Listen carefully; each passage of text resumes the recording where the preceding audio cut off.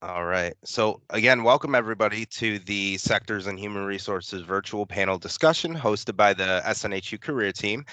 My career team colleagues Bonnie Ward, Daisy Gillum, and Dana McGrath and I will be your facilitators for this evening. We did want to note for you as well that this session is being recorded. As we get started, we'd love to know who's attending. So as you guys are already doing, which is great, feel free to introduce yourself in the chat by sharing if you're a student, SNHU team member, an alum, or where you're joining us from, your LinkedIn profile, etc. It's great to hear from you all and have you all here. We're now sharing the check-in QR code on the screen. So you can pull out your phone if you'd like. And if you did register through Handshake, feel free to check in, so to speak, using your phone. Just scan your camera kind of over it, and it'll pop up. We'll give everybody a few minutes to do that. Also on the screen, you'll see the access and accommodation statement. We wanted to note that at SNHU, it's our policy to create an inclusive and accessible learning environment. If you need assistance, please notify the OAC as soon as possible. And we'll go to the next slide. Thanks, Dana. As we share the link to check out future events in Handshake, I know a lot of you found this event on Handshake, which is great. Keep checking Handshake, and we want to provide a few tips on how to relay questions and comments to our panelists. Please note that all attendee webcams and mics will be disabled to provide the opportunity for us to focus on the conversations this evening. So to submit questions, absolutely use the chat function you're doing to introduce yourselves here in Teams. Bonnie Ward will continue to moderate the chat box, and we'll have time at the end for questions. So any questions you have throughout as a panelist speak, feel free to submit them there.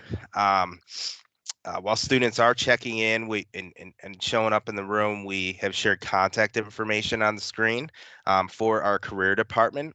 And Bonnie, at the end of the presentation, will also put our contact info again in the email, but feel free to take a picture of that slide, screenshot, whatever you want to do. The SNHU career team provides learners with the support they need throughout their career journey. So anything from career exploration to resume writing, to interviewing, salary negotiation, job search tips, etc. Uh, we're definitely glad you joined us for the panel session tonight. So absolutely thank you so much. Before we introduce our panelists, we'd like to ask you to vote. On the screen here, you'll see which niche of the HR field you're most interested in with what's on the screen. You can see the link at the top. Feel free to go to that link on your phone or a desktop or whatever, or text the HR panel 124 to 22333. Wants to join, and then type or just select whatever option A, B, C, D, or you could put it. Some people are doing the chat, which is good too. But yeah, go to pollev.com/HR panel 124. And you should be able to vote there. We'll leave this up for another minute or so, but we kind of try to align, just FYI, the options here, and again, the panelists will introduce themselves, but with what niches are here tonight, and what we see sometimes is better entry point, maybe careers into the HR field. This is not limited to just these for HR, right? I'm sure you guys know there's a lot of um, different titles and job descriptions and duties you can have with HR, but just to get us started, and this will help our panelists as well to get a feel for, what the interest is in tonight's session. So thank you so much for the votes coming through. We're glad that you joined us for the panel for sure. And Dana, thanks for having that up. It's awesome to see the votes come in. All right, we'll conclude the voting now. We'll begin to introduce our panelists. Feel free to scan each of their QR codes below their photos here. And the next slide, we have 4 panelists total, so the next slide will list our next 2 panelists as well. You'll have time there. The QR codes are going to be their LinkedIn profiles. All have given permission for you all to add them on LinkedIn. So just like you were doing for your check-in earlier, if you want to just take your phone up to the screen like this with the camera on, and it should scan right to their LinkedIn profile as well. So without further ado, I'll kick it to Dana McGrath to introduce our first panelist. Thank you so much, Peter. And that was really cool to see the votes coming in. So thank you everyone for engaging that way. I'd like to first introduce Megan Schaefer. She is a global benefits supervisor at Yelp Incorporated. Yes, the ones that help you pick out where to eat for dinner. And she's a graduate of Virginia Tech. She earned a degree in education. She has over 13 years of HR experience in the healthcare, education, and technology sectors. She now manages the day-to-day functions at Yelp as well as strategic planning and benefits administration. So if you voted for C on the poll, she's your gal. She manages a team of 6 and she hopes to expand her team in 2022. And I'll pass that off to Peter again. Thanks, Dana. So now I'll introduce Gabby Adia. Gabby's a talent advisor on the campus recruiting team with the Raymond James global equities and investment banking sector. She started a career with Raymond James Financial as an administrator, and during that time completed her master's degree in human resource management and services at Mercy College. She is thrilled to be in a role that provides her with a true passion, purpose, and the ability to help young professionals start their new journeys into the workforce. Welcome, Gabby. Good to have you. I will pass it to Daisy. Awesome. Thank you, Peter. I'm happy to be here, and I'm really excited to introduce Chris Dodds. Chris attended the University of New Mexico, where he earned a Bachelor of Science in Exercise Science. After graduation, Chris began his professional career in the sports industry at the YMCA, which gets stuck in my head every single time I mention it. He then transitioned into being the director of youth sports, overseeing all of the YMCA sports programs in central New Mexico. After his time at the YMCA, Chris entered the management training program at Enterprise Rent-A-Car. And after building his experience at Enterprise in business development and sales through the program, Chris then moved into the healthcare staffing industry and eventually into a career advisor role at SNHU in 2016. He is now a member of our HR team as a talent acquisition consultant. So, Chris, we're happy to have you here, and I'll pass it over to Dana. Wonderful. Thank you so much, Daisy. And last but certainly not least, we have Ingrid Ortega with the super fun background, and we'll explain that she's an HR or human resources specialist at PBS, and she has a focus in talent acquisition and learning and development sector of the HR field. So she has her undergraduate degree in psychology and human services, as well as a master's of science in human resource analytics and management. So Ingrid grew her educational journey into an HR career, beginning in the hospitality industry as a training coordinator to ultimately establish her pathway into public broadcasting. So welcome to all of our fantastic panelists. We're super excited to have you here today. Yeah, thanks, Dana. Thanks, panelists. Awesome. So we'll get started now. Dive right into it with the questions portion of the panel, what everybody's here for. As mentioned, absolutely feel free. Please, please, please put questions in the chat.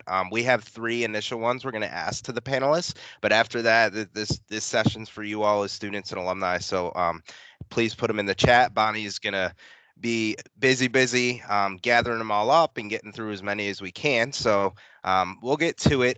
This first one is going to be to each of the panelists, and Gabby, we'll put you on the spot and start with you on this. But if everybody could give a brief summary, 1 to 2 minutes is fine. Less is even better. Whatever works for you.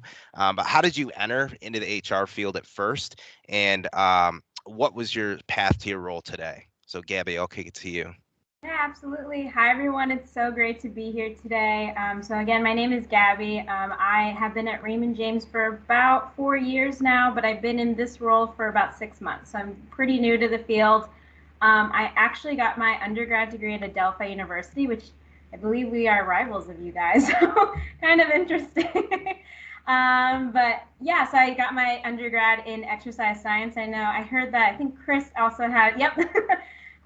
So I did that for a while. I was going to be pre-physical therapy for a bit. Didn't quite work out the way that I thought, so I pivoted roles and I started as a receptionist at Raymond James in the investment banking field. Worked there for a year, then transitioned into my administrative role within investment banking. And then during that time, I got my degree at Mercy College, my master's degree in human resource management. And I pivoted into this role. So it's been a really interesting journey. I think most of us haven't had a straight path to where we are today, so that's kind of great to see. So I'm looking forward to chatting with all of you. If you have any other questions regarding HR or financial services, just let me know. Thanks. Megan, we'll send it to you next. Sure. I love that you said that, Gabby, because no, I did not have that direct path straight to benefits. So I graduated, like Dana said, I graduated in education from Virginia Tech. Go Hokies. Back in the early 2000s. It doesn't feel like it was that long ago. And I had all intentions of becoming an elementary school teacher. I wanted to teach kindergarten, wanted to be with kids. That was what I decided I wanted to be when I grew up. Well, after graduation, I ended up moving with my now husband up to his hometown in New Jersey. And at that point, while I was waiting for myself to be approved for my teaching license, I just kind of fell into a role at his engineering firm in kind of a hodgepodge of administrative tasks. Basically, at that point, found out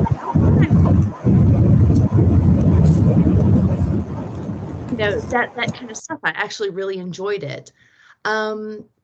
After that, we, kind of as young 20-somethings, we kind of moved around a little bit. I kind of stuck in that office role, and then happened upon an HR assistant position with a local healthcare organization. Really enjoyed, my first toes into the HR field. Kind of fluttered around again. Ended up actually at James Madison University, and was the office manager there.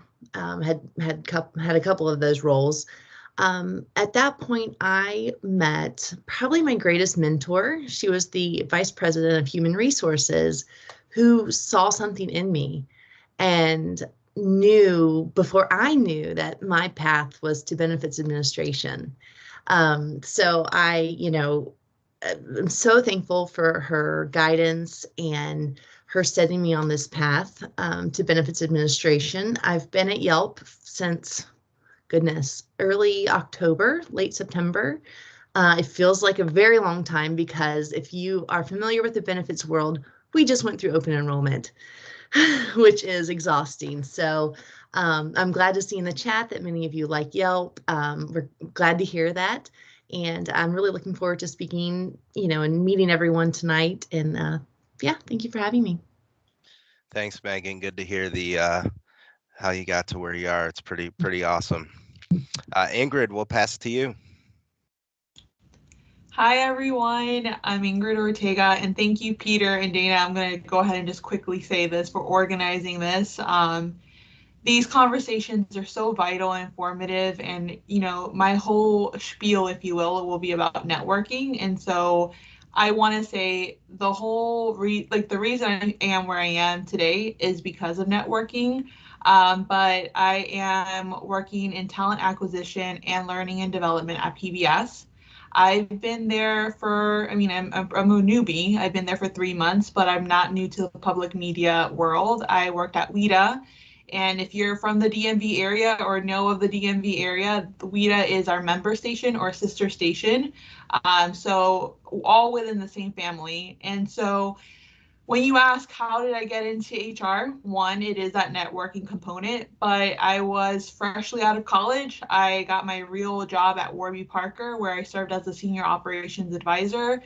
Also, side note, if you don't know what Warby Parker is, I definitely would look them up. They're the best. And so I had a really different role, but how I got into it was really just befriending my manager, and I really found an interest in the talent acquisition side. And so I would go with her, or I would be on conversations. I did a lot of shadowing. And so that shadowing was something that I was able to eventually add to my job description. And so that's how it really started. It's really, if you're interested in something, but you don't have that experience, right? It's just that shadowing component that's going to be really it's going to be a make it or break it situation for you.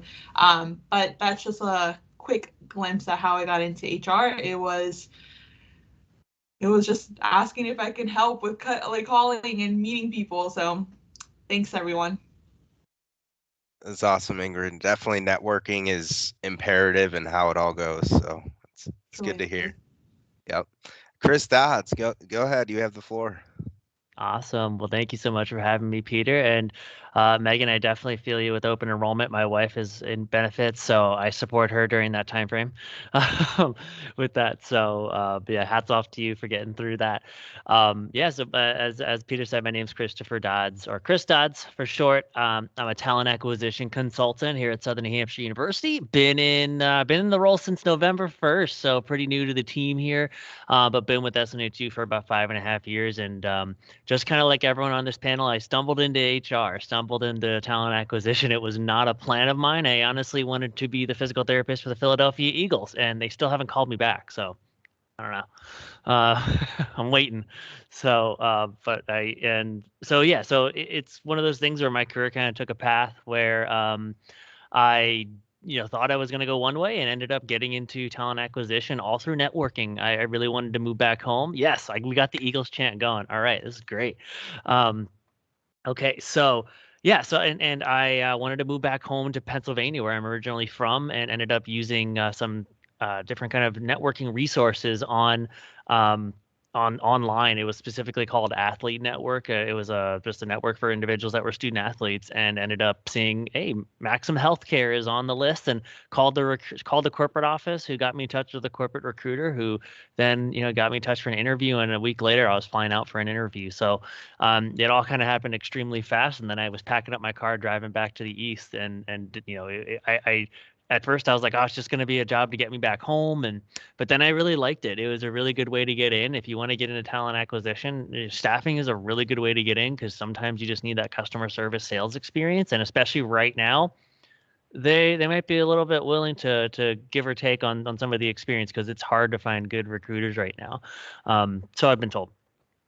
But so it's just a little tidbit of information there. But yeah, I really liked it. Ended up actually just wanting to get into higher education, got into admission counseling, and then wanted to leverage my experience in recruitment, and ended up getting into career advising, which is how I know the career team within there. And I was there for about 4 years, and just transitioned over. I was kind of tapped on the shoulder to jump into talent acquisition again. And I even said to myself, I'll never get back into recruiting, and here I am. So, it's a little bit different. Corporate recruiting is very different from staffing, but love every minute of it. It's a lot of fun. Especially my favorite part of the job is getting to extend offers. That's my favorite part. So, but thank you all for having me. Feel free to add me on LinkedIn, and I'm excited to be here. Thanks, Chris. Good to hear your well-rounded path to where you're at now, for sure. Take some very valuable experience with you. Daisy, we'll kick it to you for the next question. Yeah, that sounds great. Thanks everyone so far. I will actually leave this open to anybody. This is one of my favorite questions. So whoever wants to jump in. What would be an important piece of professional advice that you would give your past self based on the experience that you have now? So basically, if you were 10, what would you tell your 10-year-old self? I can jump in here. Do not stress out about having your life together at the age of 23. I promise you, it's, I didn't know what I wanted to be until I grew up, until I was in my 30s. I thought, like many of us on the panel, we thought life was going to take us in one direction. And I think all of us, it sounds like, we weren't afraid to jump in to a variety of roles, no matter what level it was, and just to learn and to network and to, just really talk to people. And I think that's how we all kind of found our roles. So don't stress out about it. You've got plenty of time. There's plenty of time to get there. So just, go along for the ride. It's a fun one. Yeah, and I totally agree with that. I would say this, echo that, and even just saying, don't be afraid to talk to people, or message them. I know, and you got to build that relationship a little bit. However you would like to communicate. It's so much more fun to talk to people than to apply to jobs. I think to go to events, get involved, like volunteer. Do as much as you can throughout your programs, because that's what's going to help you build connections. And even if it's someone who's in a different industry, you never know. They might know someone who knows someone. It's a small world out there, and it's a large world, but a small world. And the more you can chat with people, I think is the best. But yeah, don't be afraid to try something new.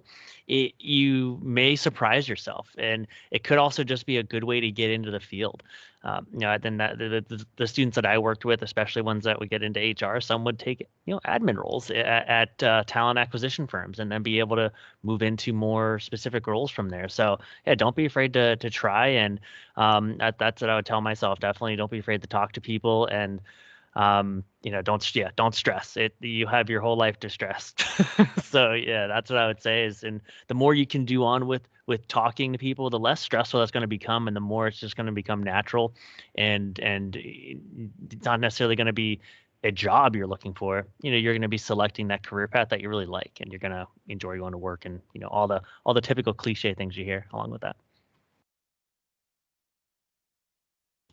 Yeah, I mean, I will echo Chris here with getting involved, especially, in your program with SNHU. I think the people that are on this call right now are probably very like-minded people. So connecting even with your peers, just in 5 years, you have no idea where they're going to be or where you're going to be and how you guys can benefit from one another.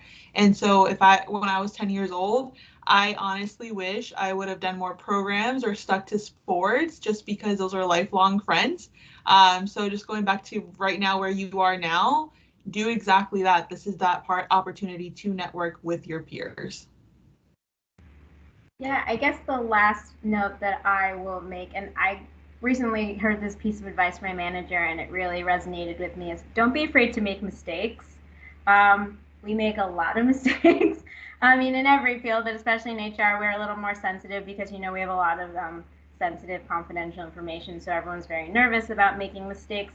It's just part of the job, no matter what, benefits or talent acquisition. But it really builds your problem-solving skills. It's really about how are you going to fix the problem that happened, and then you really won't make that mistake ever again.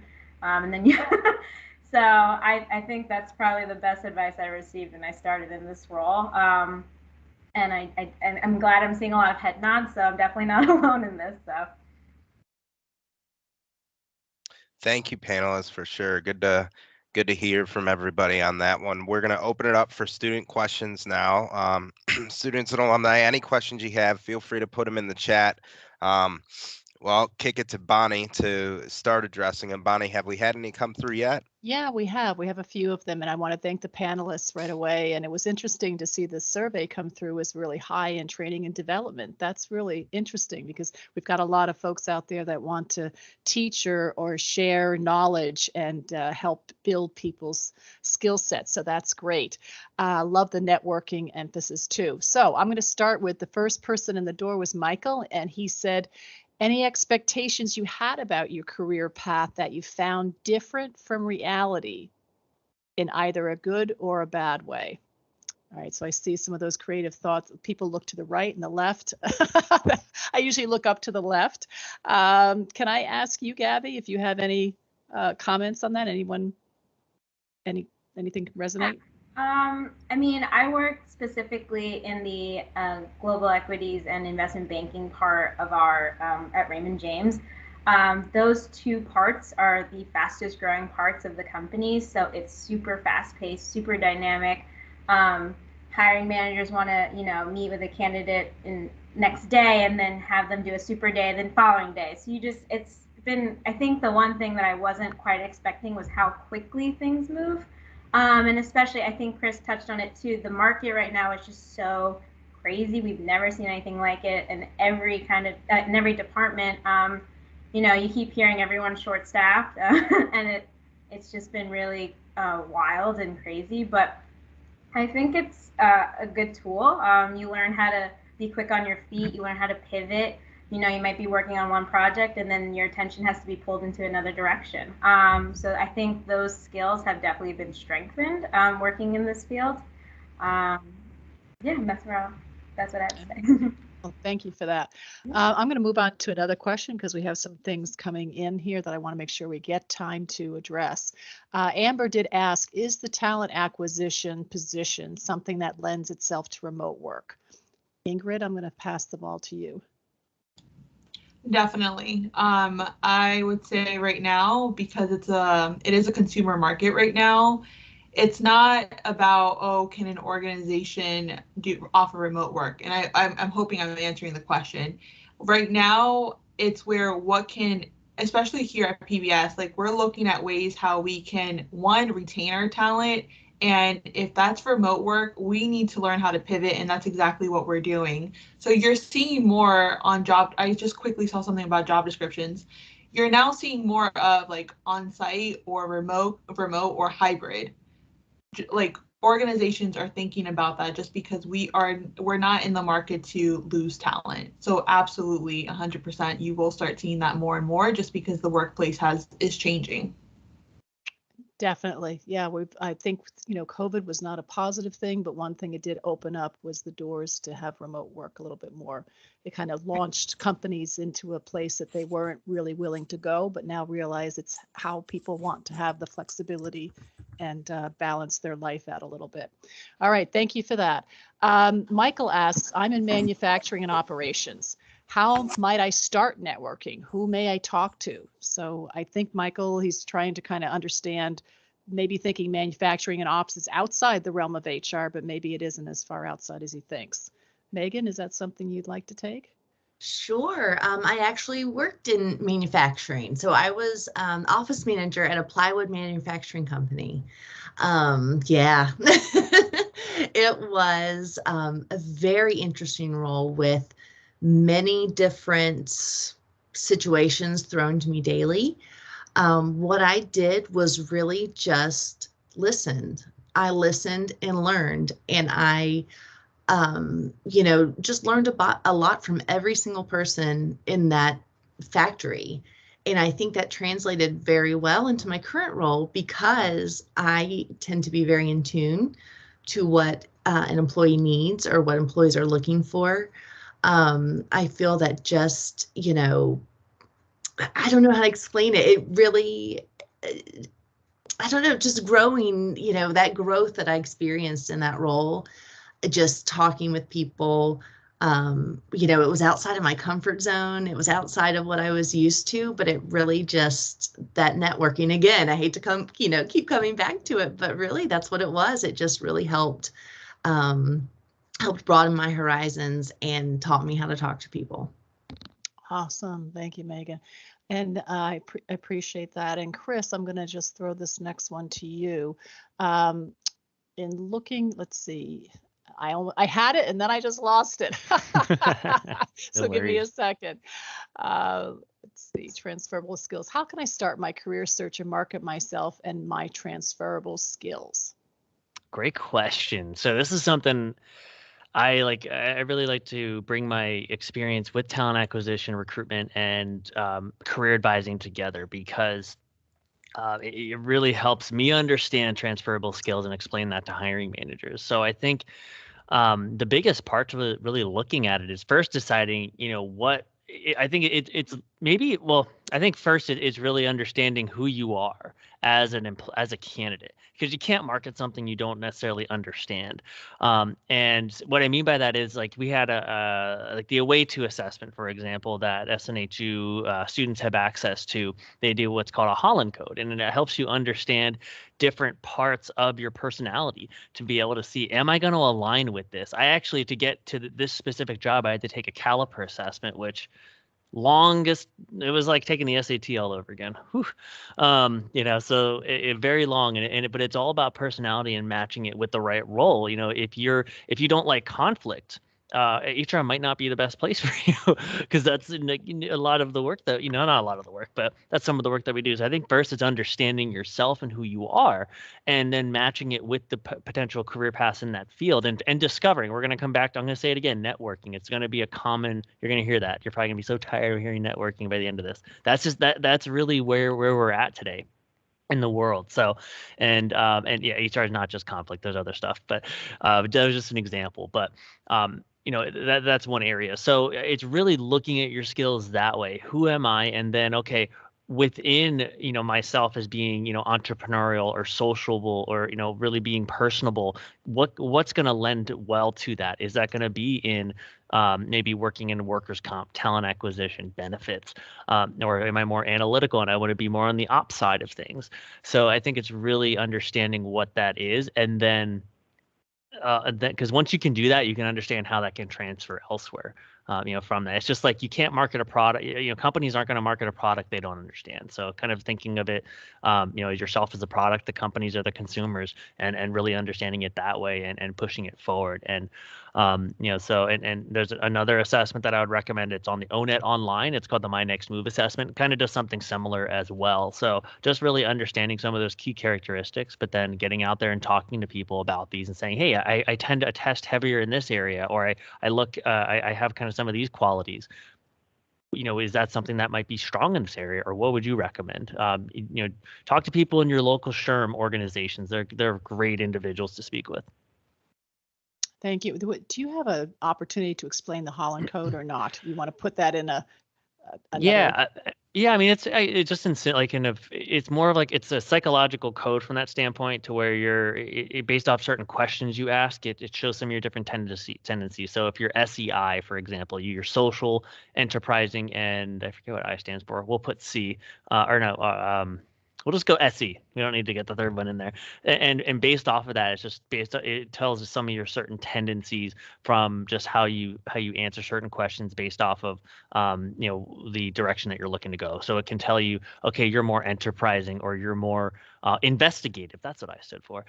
So you're going to want to dive in, be more detail oriented. So it really helps you understand kind of those nuances. And sometimes, like the first time I took it, I was like, oh, that actually makes a lot of sense why I didn't do so well in this role, for example. So that's kind of the basis around it. It just helps you break it down a little bit more to really just understand some of your tendencies, and it's honestly kind of fun to do it. So I put those in the chat. Thanks a lot, Chris. That was a good explanation. I put both in the chat in terms of the ONET and the Away too. So cool. Take a look at those, and you can take them at any point in time. They don't take a long time. They're 10-15 minutes. Just sit down at a time where you are kind of clear, and then just answer the questions, and it produces a fabulous summary report. All right, now this one here, most folks are asking, how do I break in? How do I break into the HR field? And I have a sociology degree. I have psychology. I'm, in organizational leadership. Is that the right background for me? So it's just like, how do I get started? And then what happens is that everyone is afraid, because the job descriptions for entry level still require experience, and that is a conundrum. So Ingrid, can I ask you to kind of take the first stab at that? And then I'm going to just kind of do a little round robin real quick, because that's a big question. And that's one that we get asked often. And I'd like to hear everybody's input. Yeah, it is a really important question. And most people won't like the answer. It's just one, that networking piece, but it's not just like the networking piece alone. Networking is one thing, but also like every person you interact with, being professional. That professionalism is another huge component that I really want to emphasize on. And so I'm a psych major myself. And so going back to when I quickly talked about that shadowing piece, if you really want to make it into this world and you're just like, you just don't know where to begin, I cannot emphasize this enough. Whoever your HR director is, or whoever an HR coordinator is, just because that's more of an entry-level position, everyone's going to move. So if you really love the organization and the mission, if you really want to go into that entry-level position, befriend these people, shadow them, learn from them, and I don't even know, like, it's just putting that in that work. And I'm sorry, I'm not able to articulate that much right now, but it's just like patience, professionalism, networking. Those three for me go hand in hand. For all those psych majors that I was viewing in the chat, I'm with you there. And if I got into the place I am now because of those three things, like that's what I'm going to always preach. And so I feel like that's a good place to start. I would love to hear, the other panelists and their thoughts, but it's possible. And we all are here for a reason, but I think it's those three things that you should start off with. Also, one quick thing, when you think about the field, what about it do you want to do? So that's also another piece you need to think about. Is it the benefits, talent acquisition, learning and development, and question yourself, why do you want to be there? So also make sure you're asking yourself those important questions. Great response, Ingrid, and looking at your strengths and do they align with that, and what are the gaps that you have to identify and fill. Gabby, can we have your share your input? Yeah, love to hear it. I would actually love to piggyback off of what Ingrid just said. You know, my background is in exercise science originally, and I, you know, just got the reception role just kind of by luck. And then I just slowly started connecting with everybody. I was friends with the receptionist. I was friends with the other administrative assistants. I was friends with the managing directors. And then I just really got to know the industry really well just by connecting with those people. And I think that was probably my biggest strength on my resume when I did apply for this role. In my role specifically, you know, I recruit a lot at different campuses and things like that. So we do have a lot of presentations, a lot of public speaking. So showing on your resume that you're comfortable doing public speaking. I work with a team of 3 other people, so showing some examples maybe that you're a team player. You know, we all recruit for our own different groups, but sometimes I'm going to have to step in and help this other group if, you know, they're just understaffed or things like that. So just showing those examples on your resume, show us a time that, you know, you stepped in, show us a time that you had to present a project, that you know what's going on in the industry right now and that the market's crazy. Those are really great steps to kind of move forward. I know, like, Megan started in education, Ingrid said she started at Warby Parker. Everyone kind of came from this crazy different background, but it is definitely possible if you just are persistent enough. And again, networking is really key. Great points, Gabby. And I think what happens is that we all do this. We look at the job description and we read it verbatim and we think, do we have every one of those requirements and qualifications? And I don't know many people that do, right? So we have to look at that. And we also have to say, well, wait a minute, what do I have that's similar to that I can demonstrate, that I can do such the requirements that are there? And it may not look the same as being an HR admin or being a talent acquisition specialist, but what have you done similar to that you can then give your story and show that you have related to those requirements? Yeah, even show them a different skill that maybe they didn't think would be applicable. Things like, I'm just using an example, like I played tennis for my college, and just putting that I was a collegiate athlete, like being a team player. Right. Mm-hmm. Yeah, so just those small things. Like in my group, we dissect the resumes really closely, so every part counts. So don't think we're not reading it thoroughly. We're reading everything. So. And we're going to circle back to the resume review. So we'll just complete this round right now. And Megan, can you just kind of give us your input there on that question? Sure. I would say don't be scared to apply. You're not going to get the job that you don't apply for. Honestly, and my TA friends here can correct me if not, but you know, a lot of times a job may say that you need 5 years of experience, and while a lot of the time it does, you know, just using those skills that Ingrid and Gabby said, just, you know, in that cover letter, connecting that experience back, or connecting your experience back to that role that you're applying for. I mean, what's the worst that can happen? You don't get an interview? You know, I mean, honestly, go for it. You know, put yourself out there. Apply for that job that says you need 5 years of experience. If you get that interview, go in there and charm the socks off of them. You know, it's all, again, goes back to networking and learning how to talk to people. It really is just getting that foot in the door, not being scared to jump in. Something else that I can, you know, say that helped me was just administrative work. You know, when I was in college, I actually said, I never want to sit in an office for 40 hours a week. That's so terrible. Well, guess what I'm doing now? But it really, you know, that administrative work really was the best backbone that I could possibly have for HR work. And to be honest, if I would venture a guess at 75%, maybe even more, HR professionals started with administrative work. Because again, it's just, I don't know, it's just learning all those transferable skills that'll get you in the door. But yeah, don't be scared to apply for something. Don't be scared to think you're not, to think maybe you're not, I don't know, good enough for the position. You are. So you need to get in there and show them that you are. Excellent. If you never try, you never know. And I think it also is that we have to let people know that the things that you've learned, in other words, you may not always have experience in it, but by taking these courses at SNHU, undergrad or master's, put in affiliated coursework so people know that you have the knowledge of that. You have the skill in that knowledge. You may not have the experience yet. So don't miss that opportunity to broadcast that. And also always look for opportunities to differentiate yourself, right? Yeah, Bonnie, and I'll tell you, I was actually a physical education major. I say education.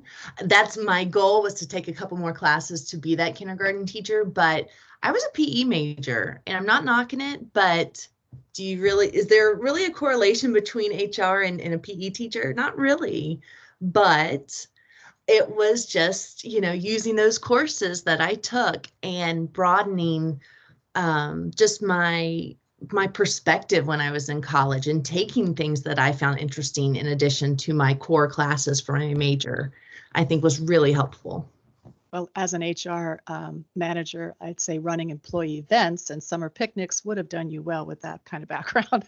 All right, Chris, let's finish up with you on this round. Thanks. I was just laughing there, Megan, because I was once a PE major as well. So they must have surveyed the panel on who had the same degrees, apparently. So, yeah, I mean, I think the biggest thing to think here, HR, I mean, we're saying networking.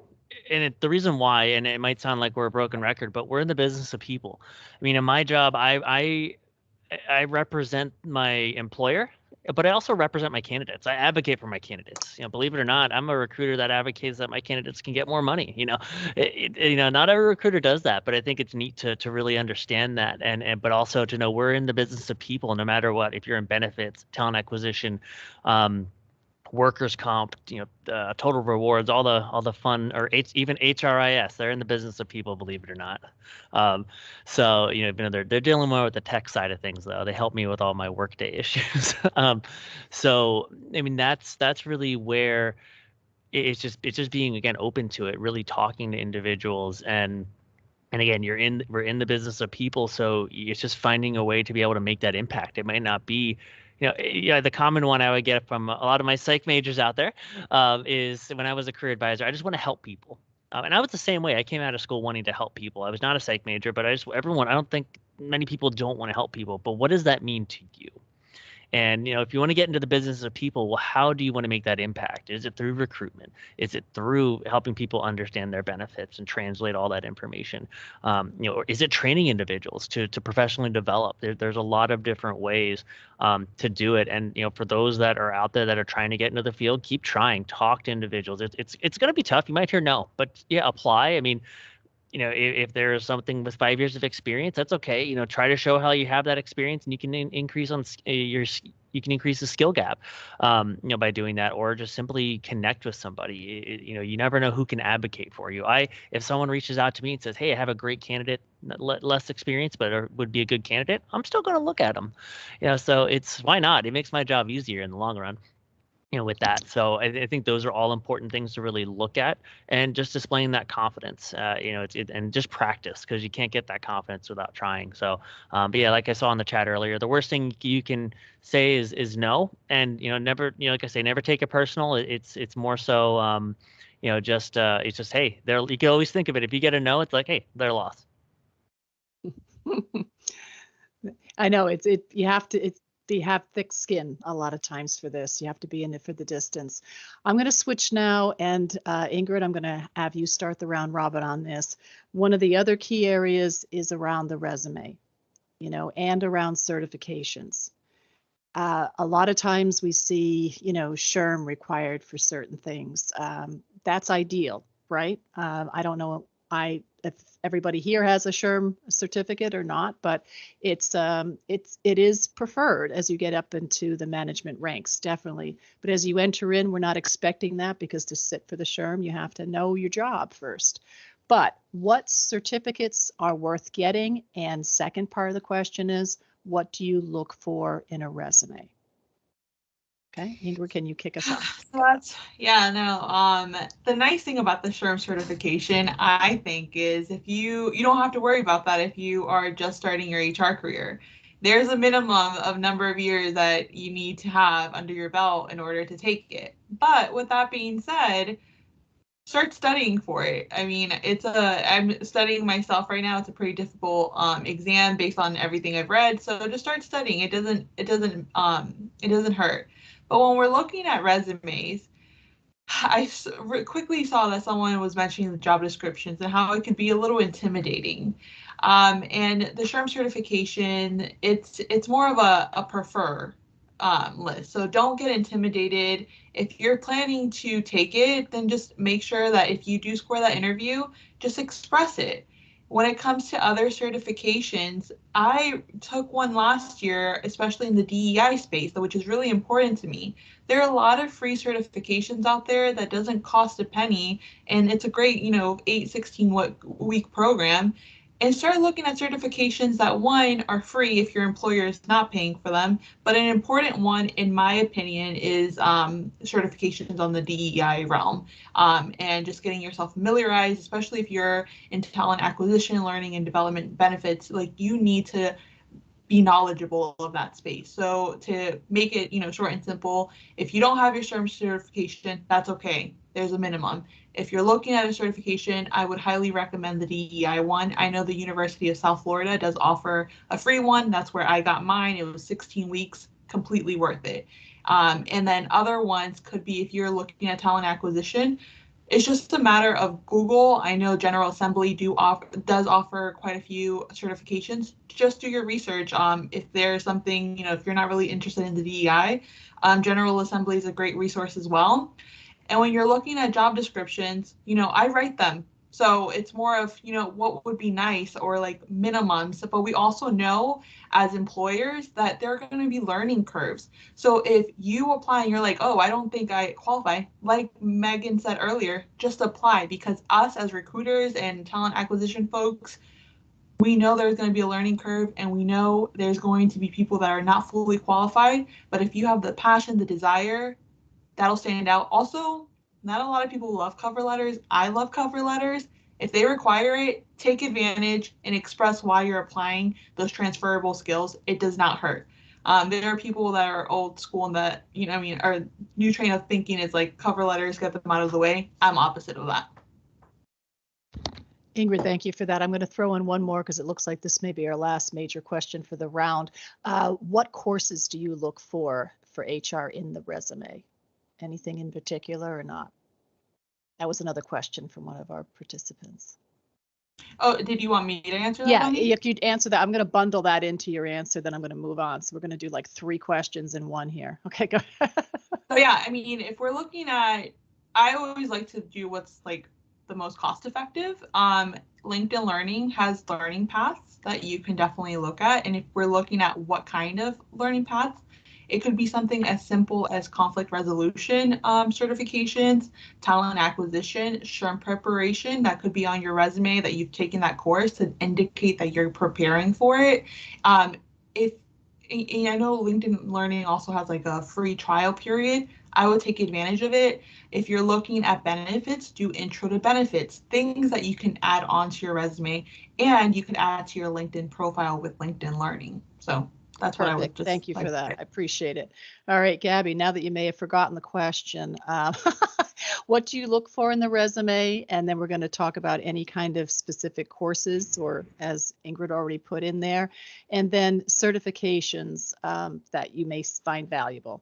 Go ahead. Yeah. Thanks. I think I'll touch more on the resume aspect, since I recruit more for like investment banking. So I don't really recruit for HR professionals. So I think, I work with a lot of college students, and you just see all these small things that you're like, oh, I wish they just knew. So the first thing, of course, is if you're still in school, put your education at the top. And when you're graduating, I know like for my group, like it's really important when we know, like, are you graduating in May of 2022? Are you graduating in December of 2022? Those are really important. Also, like when you have your experience, put, the month that August 2021 to September 2021. If there are a lot of gaps, it makes us question, like, why is there a gap? Why don't they have, but maybe we're just not seeing it correctly because just bits and pieces are missing. The other thing, and I don't know if you guys can, relate to this, is when you send your resume to anybody, save it as your name, last name, comma, first name. The amount of times we get my resume is crazy. And, we know it's your resume and it's your resume on your laptop. But when we see it, we have hundreds of resumes. And, some talent advisors will take the time to change it. Some will just look over it. So that's just a really small thing that you can change that could really make such a huge difference. And the last thing, I know some people too, when you're sophomore, juniors, you don't have a lot of professional experience. Put your experience in your school. That is your professional experience right now. You're a college student. That's, relevant. That's what you're doing now. Yeah, and then the last thing, I guess, is at the bottom, list any skills, any programs that you know how to use, Excel, Microsoft Office. I use a program called Deal Cloud, everything and anything. Are you CPR certified? We want to know all about you because that's our first impression of you. I also find it really funny when people put interest on the bottom, and I've gotten a lot of really interesting ones. And you think it's funny, but then I remember like, oh, Bob really likes Chick-fil-A sandwiches, and it's just that one thing that you remember later on. So just make yourself unique, make yourself stand out. And yeah, that's about it. I totally agree with that. I used to remember resumes. One student I'm just working with now, she is a coach for pool players in a national league. I'm like, put that in there because that recruiters will remember that. Yeah. Megan, I'm going to thank you so much, Gabby. Great comments. Good tip there on the resume. Megan, I just don't want to run out of time, so I'm going to move over to you. What do you look for in the resume? Any certifications that are important to you and your view on cover letters? So what I look for in a resume, in addition to what everyone else has already said, it's important in my benefits world, I think volunteering, showing that side of you, because I do a lot of hand holding, when it comes down to, yes, I do administer benefits, but it also includes, welcoming a new Yelper's baby. It includes, walking one of our Yelpers through a marriage. We kind of do a little bit of everything. So, you need to show that you are able to have that kind of compassionate, so showing, did you volunteer, last year at the SPCA? That's important in my opinion. Do you, which this is a little different now in COVID world, but, do you volunteer at the local elementary school to tutor children after school? Those types of things that are really showing me your kind of, your fit or your little bit of depth to you are really important in the benefits world. Also, I'm with Ingrid. I love cover letters, honestly. I think it's where you can really shine and put yourself ahead of others, in my opinion. Terrific. Can I throw you a bonus question real quick? Sure. All right. Where in the resume what is important to put up top on the resume, in your opinion? And again, I will preface this by saying I am in benefits, not in TA. So, I think up at the top is really just putting, just that wow factor, that eye catcher, that, if you are going for a benefits role, maybe putting, that volunteering experience towards the top. I don't know. I still use a personal statement. I still think that's important. When I like to read those as well. I don't know if that's still, the trendy thing to do, but, putting that out there and having that just one quick bit of information that I can latch on to, and kind of like Gabby said, Chick-fil-A sandwiches. Hey, I do too. So that's going to make me relate to you. Remember that. And, Good. Yeah. Excellent. Good points on that one. And I'm going to just turn it over to Chris to wrap up, but then I want to come real quick around to everybody. You had your chance, Megan, thank you so much. But Ingrid and Gabby, if you could just think about the top things that you want to see in a resume. All right. And we'll just do a really quick wrap just by blurting those out. So Chris, you've got the floor.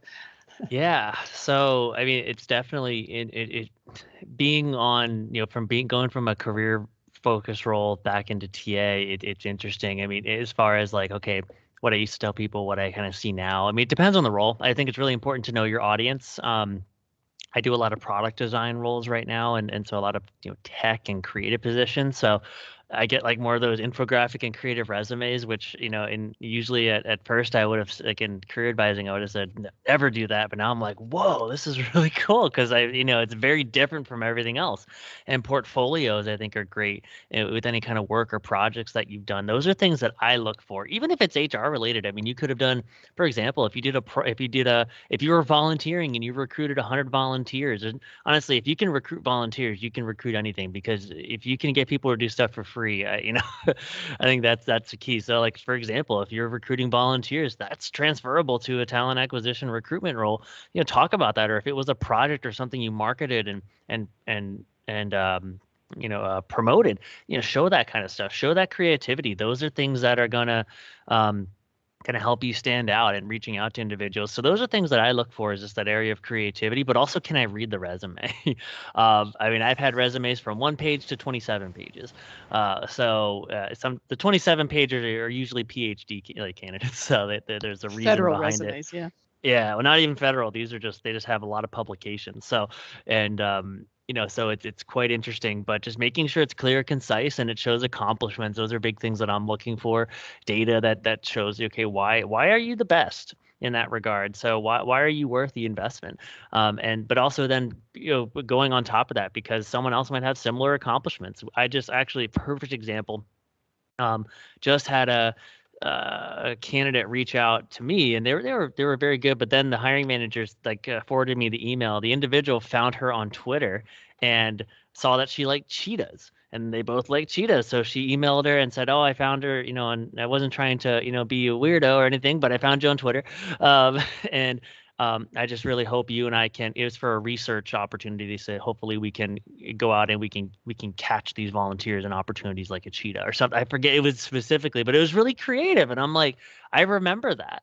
And I'm actually going to be interviewing that individual. I'm going to be interviewing that individual tomorrow. So like, I'm going to talk about that probably, because I think it's awesome. Really, there's those things that actually get you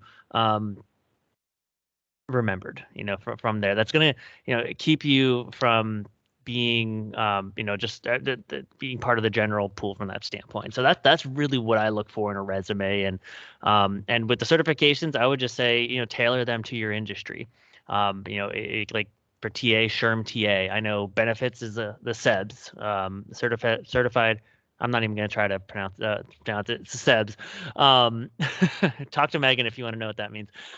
Just really tailoring it to your specific industry, and just like we said, studying, because they're definitely it takes a lot of knowledge, from that standpoint. But joining those different SHRM organizations, going to conferences, it's going to help you with that ultimately. So, but yeah, that's awesome. In a nutshell what I would say. Thanks, for all that. Chris, and thanks for speaking quickly, because we're running out of time. Yeah. Real quick, picture, yes or no on the resume?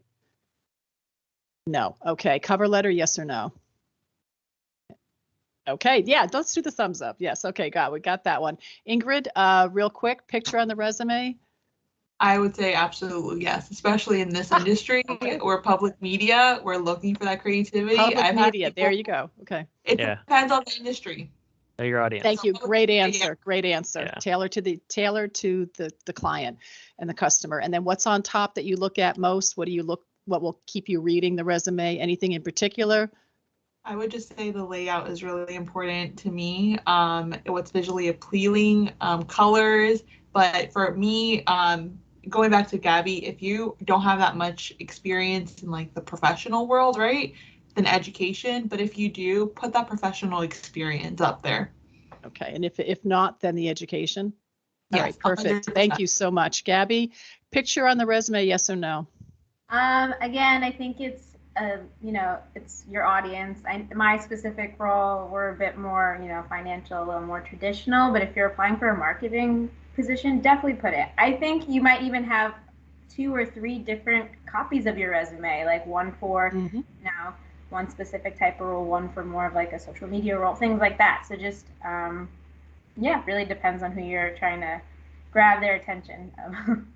Perfect. Okay, because you're going to refer. You should put your LinkedIn on the top, right, on your bar, and that will drive people to your LinkedIn, which normally has a picture. So that's how I kind of deal with the picture thing, right? Anything else that you want to just share in terms of things you look for on the top of a resume, real quick, and then I'm going to turn over to Peter to wrap up.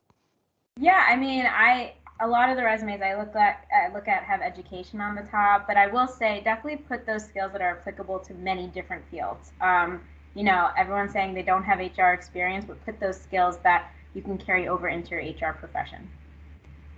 Fantastic. Thank you so much for playing. All right, Peter, go ahead. Well, I am not Peter, but I will be doing the wrap up. I'm sorry, Dana. Surprise! Thank you. All right. No, great. No. Go ahead. No, you guys are totally fine. So I just want to wrap up the session by first of all saying thank you so much to the panelists who participated. Thank you to everyone for being here today. Peter has done a great job of putting the SNHU contact information in the chat. Chris, if you want to type your quote, that would be fantastic. I would welcome that. Let's see here. And if you guys could please check out the website, also connect with your career advisor to follow up, have any questions. But in a nutshell, that is the end of our panel event. Again, thanks to everyone who attended today, and I hope everyone has a great night. Thank you so Thank you much. to our panelists. Thanks everyone for joining us. We really appreciate your time. Thank you. Bye, everyone.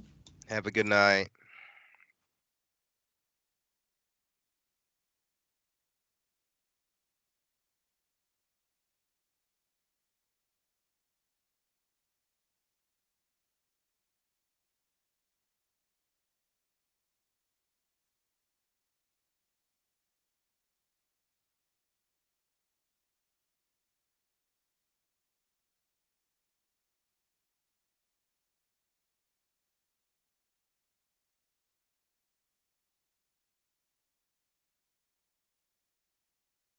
And Bonnie, you can stop recording.